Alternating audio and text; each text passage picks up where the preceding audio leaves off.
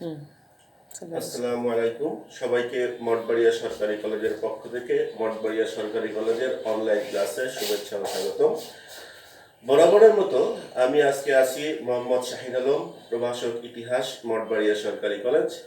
আজকে আমি honour intermediate first ইয়ারের জন্য একটা গুরুত্বপূর্ণ টপিক আলোচনা করব, যেটা আমরা গত ক্লাসে আলোচনা করেছিলাম যে ইস্ট ইন্ডিয়া কোম্পানির ভারতবর্ষে অর্থাৎ ইউরোপীয়দের ভারতবর্ষে আগমন আমরা গত দুই ক্লাসে দেখছিলাম।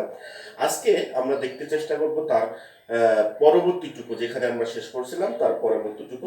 আমরা দেখছিলাম যে ইউরোপীয়রা বিভিন্ন কারণে, প্রধানত তিনটি কারণে আমাদের এই দেশে আসছে, আমাদের এই ভারতীয় উপমহাদেশে আসছে। এবং প্রথম দিকে যদিও তারা ব্যবসায়িক উদ্দেশ্যে আমাদের এই দেশে আসছিল, কিন্তু পর্যায়ক্রমে তারা এই ব্যবসায়িক উদ্দেশ্যের কে সাইড করে দিয়ে একটা মৌলিক উদ্দেশ্য অর্থাৎ সাম্রাজ্য বিস্তারের চেষ্টায় করেছে এবং ফাইনালি তারা সাকসেসফুল হয়েছে। এইখানে যে সকল দেশগুলা এইখানে সাম্রাজ্য বিস্তারের চেষ্টা করছিল সেগুলো আমরা গত ক্লাস আলোচনা করেছি। সেখানে আমরা দেখছি নেদারল্যান্ড, তারপরে হচ্ছে ফ্রান্স, পর্তুগাল, ইংল্যান্ড, এই সকল দেশ আমাদের এই দেশে এসে আধিপত্য বিস্তারের চেষ্টা করছে। তবে একটা কথা বলে নেই, সকল দেশ আধিপত্য বিস্তারের চেষ্টা করলেও যেহেতু তারা সবাই ইউরোপীয় ছিল, তাদের এই আধিপত্য বিস্তারকে কেন্দ্র করে আমাদের এই অঞ্চলে তাদের মধ্যে আবার দ্বন্দ্ব দেখা দিয়েছিল এবং সেই দ্বন্দ্বে ফাইনালি টিকে ছিল ইংরেজরা, এবং ইংরেজদের সাথে প্রধান প্রতিদ্বন্দ্বী হিসেবে আবির্ভূত হয়েছিল ফরাসিরা।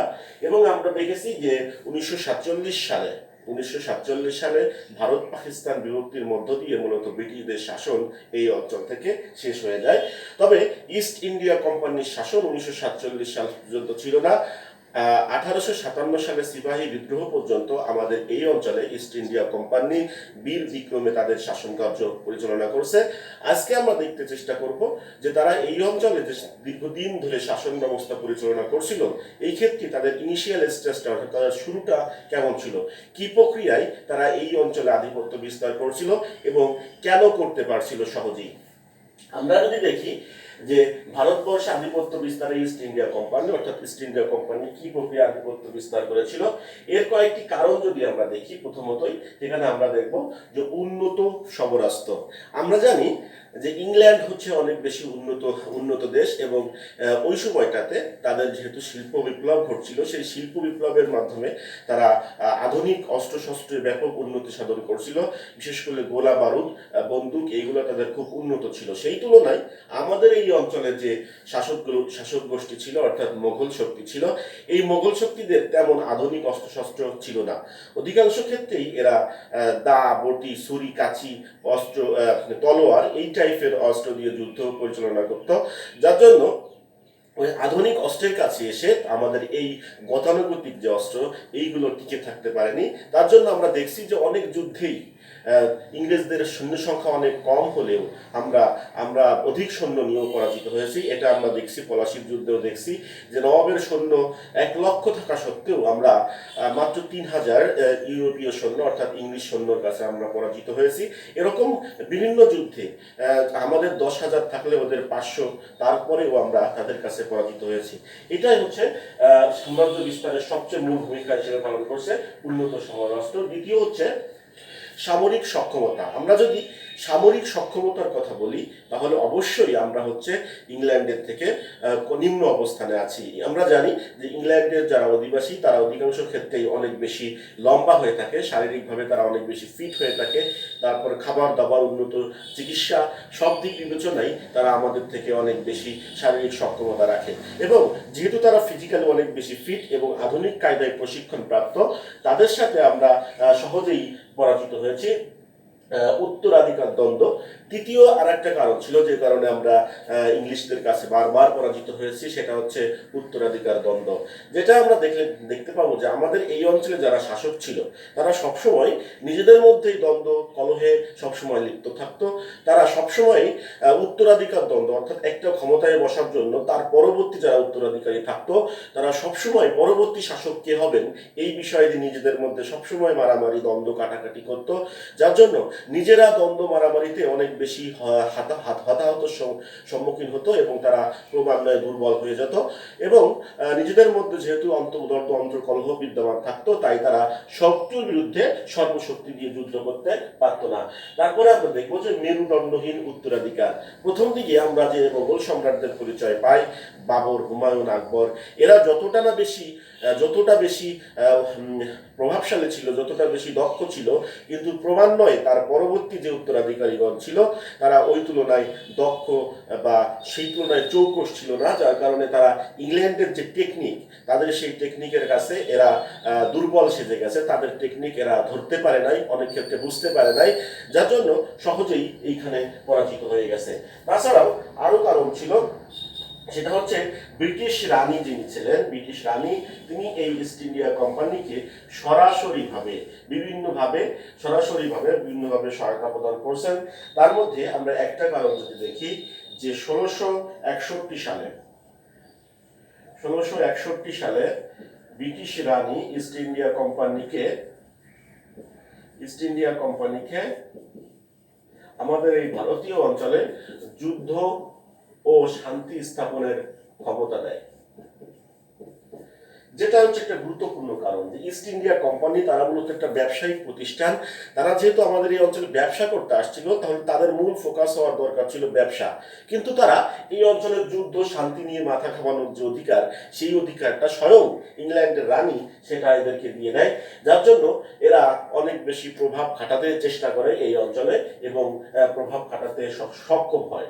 দ্বিতীয় আর একটা কারণ ছিল, সেটা হচ্ছে 1686 সালে এই ইস্ট ইন্ডিয়া কোম্পানিকে মুদ্রা, সেনাবাহিনী ও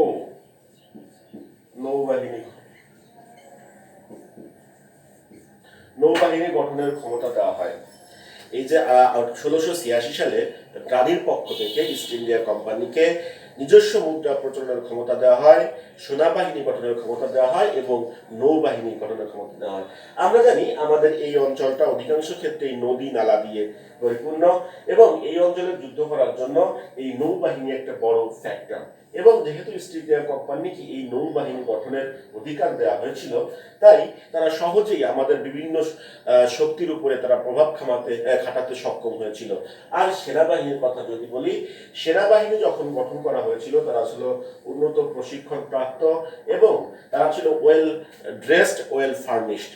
তারা ছিল অনেক বেশি নিয়ম শৃঙ্খলার মধ্যে থাকতো, যার কারণে তারা সহজেই আমাদের এই অঞ্চলে প্রভাব বিস্তার করতে পারছে।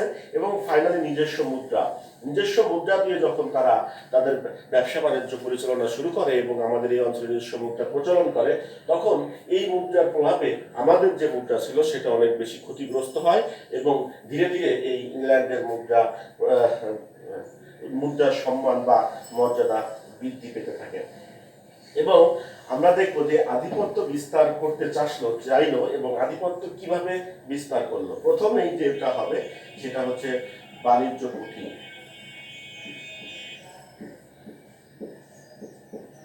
তারা যে এই অঞ্চলে তারা যে আধিপত্য বিস্তার করেছিল, এর মূল যে বিষয়টা ছিল, তাদের শক্তির যে কেন্দ্র ছিল, সেইগুলা ছিল হচ্ছে এই বাণিজ্য কুঠি।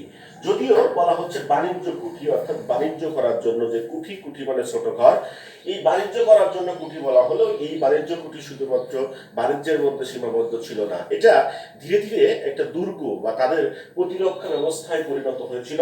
এইখানে প্রথম যে বাণিজ্য কুঠি তৈরি হয়েছিল সেটা আমরা যদি দেখি, সেটা হচ্ছে মাদ্রাজ। এই মাদ্রাজের পুরাতন যে জায়গা ছিল সেটা হচ্ছে করমণ্ডল, একটা জায়গা ছিল মাদ্রাজের। সেইখানটা প্রথমে স্থানীয় যারা শাসক ছিলেন তাদের কাছ থেকে এই ইংল্যান্ডের এরা দখল করে নেয় এবং ধীরে ধীরে এই অঞ্চলে বাণিজ্য কুঠি স্থাপন করে এবং একটা সময়ে এই মাদ্রাজ ঘাঁটি নির্মাণ করে, এখানে ব্যবসায়িক ঘাঁটি, বাণিজ্য কুঠি নির্মাণ করে এবং এই অঞ্চলেকেই কেন্দ্র করে তাদের দাক্ষিণাত্যের যে প্রভাব, সেটা মূলত এই মাদ্রাজকে কেন্দ্র করেই তাদের দাক্ষিণাত্যে ব্যাপক প্রভাব বৃদ্ধি পায়। দ্বিতীয় হচ্ছে বোম্বাই, যেটা বর্তমানে আমরা মুম্বাই নামে জানি। এই বোম্বাইটা আসলে দ্বিতীয় বাণিজ্য কুঠি। এইখানে এইখানে ইংল্যান্ড ইস্ট ইন্ডিয়া কোম্পানির হাতে মুম্বাইটা কিভাবে আসে? ইংল্যান্ডের রাজপুত্র দ্বিতীয় চার্লস তিনি পর্তুগালের রাজকন্যা দ্বিতীয় ক্যাথেরিন তাকে বিবাহ করেন। দ্বিতীয় চার্লস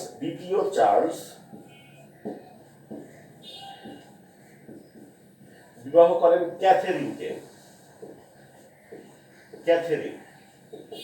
এই ক্যাথেরিন ছিলেন পর্তুগালের রাজকন্যা এবং দ্বিতীয় চার্লস ছিল হচ্ছে ইংল্যান্ডের রাজপুত্র।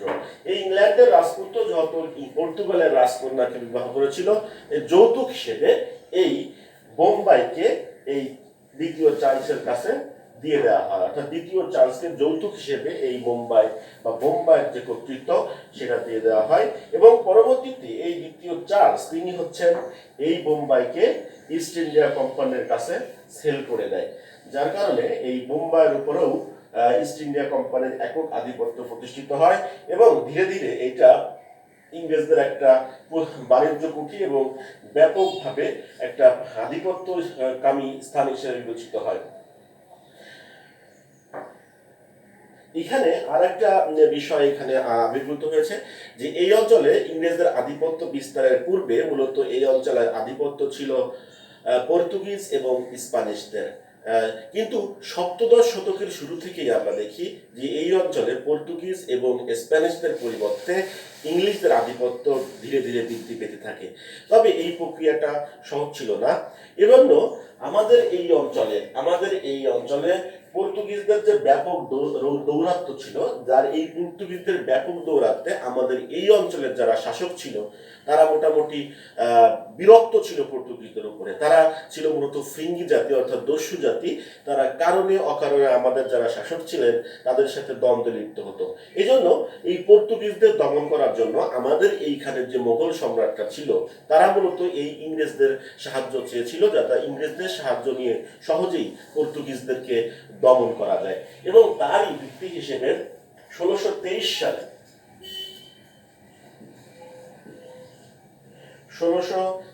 সালে সম্রাট জাহাঙ্গীর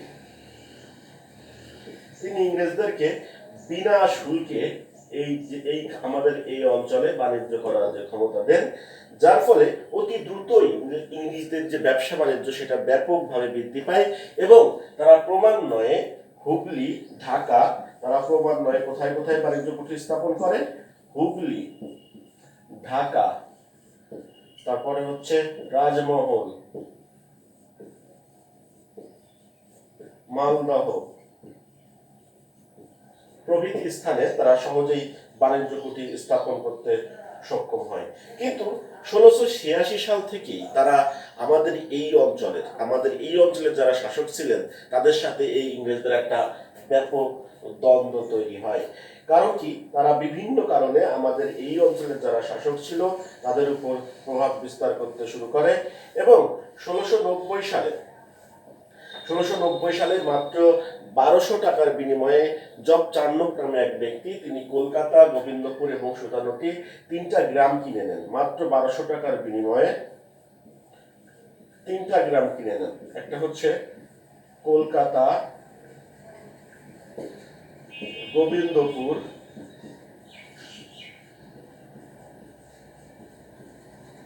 সুতানুটি, এই 3টি অঞ্চল কিনে নেন এবং পরবর্তীতে এই 3টি অঞ্চলকে কেন্দ্র করেই এই কলকাতা যে নগর সেটার গোড়াপত্তন ঘটে এবং ফাইনালি আমরা দেখব যেখানে ফোর্ট উইলিয়াম দুর্গ সেটা স্থাপন করা হয় এবং 1717 সালে নবাব ফররুখশিয়ার তিনি বাংলা, মাদ্রাজ এবং বোম্বাই এদেরকে বিনা শুল্কে বাণিজ্য করার অধিকার প্রদান করে, যার ফলে এই অঞ্চলে ধীরে ধীরে ইংরেজদের ব্যাপক প্রাধান্য বৃদ্ধি পায়। কিন্তু এই প্রাধান্য বৃদ্ধি করতে যেয়ে তারা একদিকে যেমন আমাদের সম্রাটদের সাথে, আমাদের নবাবদের সাথে দ্বন্দ্বের সম্মুখীন হয়েছে, তেমনি একইভাবে তারা ইউরোপীয়দের সাথেও নানা যুদ্ধে অবতীর্ণ হয়েছে এবং ফাইনালি এই যুদ্ধের কারণে শেষ টিকে থাকতে সক্ষম হয়েছে ইস্ট ইন্ডিয়া কোম্পানি। এই ক্ষেত্রে এই অঞ্চলে প্রভাব বিস্তার করার জন্য প্রধানত তিনটি যুদ্ধের সম্মুখীন হতে হয়েছে। এই ইংরেজদের তিনটি বড় যুদ্ধের সম্মুখীন হতে হয়েছে। এবং এই তিনটি যুদ্ধই মূলত সংঘটিত হয়েছে ফরাসিদের সাথে। কারণ ওই শেষ পর্যন্ত ফরাসিরাই আমাদের এই অঞ্চলে টিকে ছিল, অন্যান্য যে শক্তি ছিল তারা সবাই এই অঞ্চলে টিকে থাকতে পারেনি, বিভিন্ন সময়ে বিভিন্নভাবে বিভিন্ন যুদ্ধে পরাজিত হয়ে তারা চলে গেছে এই অঞ্চল থেকে। প্রথমটি যেটা ছিল কর্ণাটকের যুদ্ধ, কর্ণাটকের প্রথম যুদ্ধ, 2 নম্বর কর্ণাটকের দ্বিতীয় যুদ্ধ, 3 নম্বর কর্ণাটকের তৃতীয় যুদ্ধ। এই যে তিনটা যুদ্ধ, এই তিনটা যুদ্ধে পরাজিত হওয়ার মাধ্যমে আমাদের এই অঞ্চলে ফরাসিদের যে প্রভাব ছিল সেটা মূলত খর্ব হয়ে যায় এবং এই অঞ্চলে ইংরেজদের আধিপত্য প্রভাব মিলে যায়। আমরা এখন দেখতে চেষ্টা করব এই কর্ণাটকের প্রথম যুদ্ধটা কি ছিল। 1740 সালে অস্ট্রিয়ার উত্তরাধিকার নিয়ে এই ইংল্যান্ড এবং ফ্রান্সের মধ্যে একটা দ্বন্দ্ব তৈরি হয় যে অস্ট্রিয়ার উত্তরাধিকারী হিসেবে কোন সম্রাট অধিষ্ঠিত হবেন ক্ষমতায়। এ নিয়ে যেমনভাবে ইংল্যান্ড হস্তক্ষেপ শুরু করে তেমনভাবে ফ্রান্স হস্তক্ষেপ শুরু করে।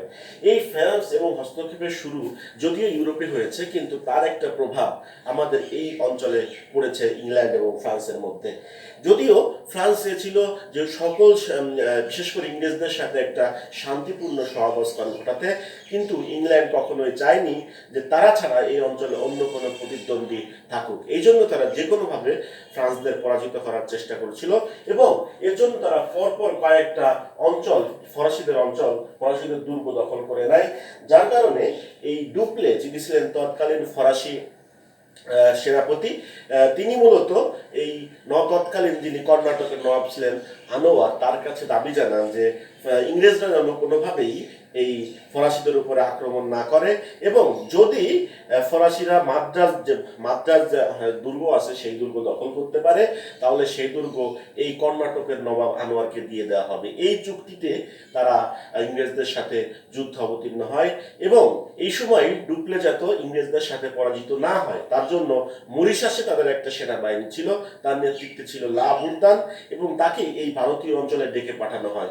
লা বুরদান যখন এই অঞ্চলে অর্থাৎ মাদ্রাজ অঞ্চলে আসে তখন ইংরেজ সেনাপতি যিনি ছিলেন তিনি এত ভয় পেয়ে যান যে তিনি আর এই অঞ্চল ছেড়ে চলে যান এবং সহজেই এই মাদ্রাজটা এদের হস্তগত হয়, ফরাসিদের হস্তগত হয়। কিন্তু যেহেতু চুক্তি ছিল যে মাদ্রাজ যদি ফরাসিরা জয় করতে পারে তাহলে সেইটা কর্ণাটকের নবাবকে দিয়ে দেওয়া হবে, কিন্তু এই লা বুরদান তিনি এটা করেননি। তিনি মূলত চেয়েছিলেন এই মাদ্রাজকে ইংরেজদের কাছ থেকে খুব উপযুক্ত ক্ষতিপূরণের বিনিময়ে ফিরিয়ে দিতে, কিন্তু ডুপ্লেও এটা চাননি।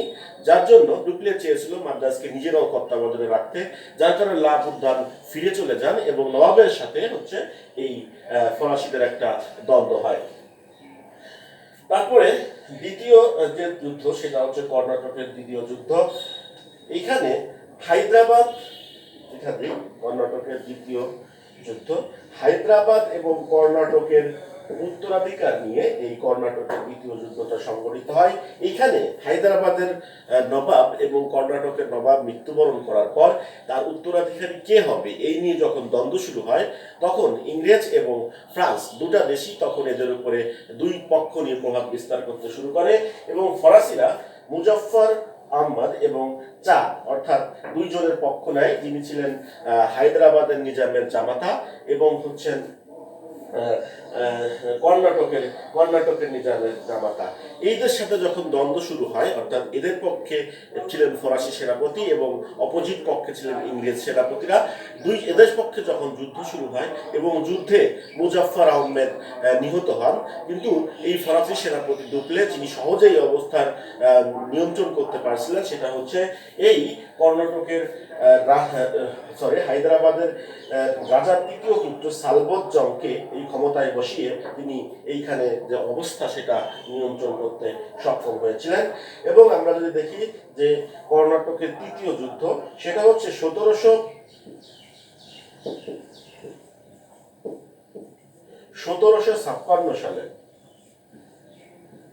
ইউরোপ এবং আমেরিকায় সপ্তবর্ষব্যাপী যুদ্ধ শুরু হয় এবং এই যুদ্ধে ইংল্যান্ড এবং ফ্রান্স উভয় জড়িয়ে পড়ে এবং এই যুদ্ধে দীর্ঘ 7 বছরের যুদ্ধে মোটামুটি ফরাসিরা পরাজিত হয় এবং ফাইনালি বন্দিবাসের যুদ্ধ যেটা বলা হয়ে থাকে, এই বন্দিবাসের যুদ্ধে পরাজিত হওয়ার মাধ্যমে ফরাসিদের যে স্বপ্ন ছিল এই অঞ্চলের সাম্রাজ্য বিস্তারের, সেই সাম্রাজ্য বিস্তারের স্বপ্ন ধূলিসাৎ হয়ে যায় এবং পরবর্তীতে চুক্তির মাধ্যমে তারা কিছু অঞ্চল ফিরে পেলেও তারা তাদের যে আধিপত্য বিস্তার বা ইংল্যান্ডের সাথে প্রতিদ্বন্দ্বিতা করার মতো যে শক্তি, সেই শক্তি আর ফরাসিদের ছিল না, যার জন্য এই অঞ্চলে একক আধিপত্য হিসেবে ইংরেজরা প্রাধান্য বিস্তার করে। এবং আমরা পরবর্তী দেখছি যে 1757 সালে যখন পলাশির যুদ্ধ হয়, এই যুদ্ধের মাধ্যমে ইংরেজরাই আমাদের এই অঞ্চলের মূল ক্ষমতায় চলে আসে। তো ছাত্রছাত্রীরা, আজকের ক্লাস এ পর্যন্তই। আমরা সামনের ক্লাসে আবার নতুন কোনো বিষয় নিয়ে হাজির হব। সবাইকে অনলাইনে থাকার জন্য এবং অনলাইন ক্লাস দেখার জন্য শুভেচ্ছা এবং স্বাগতম। সবাইকে আসসালামু আলাইকুম।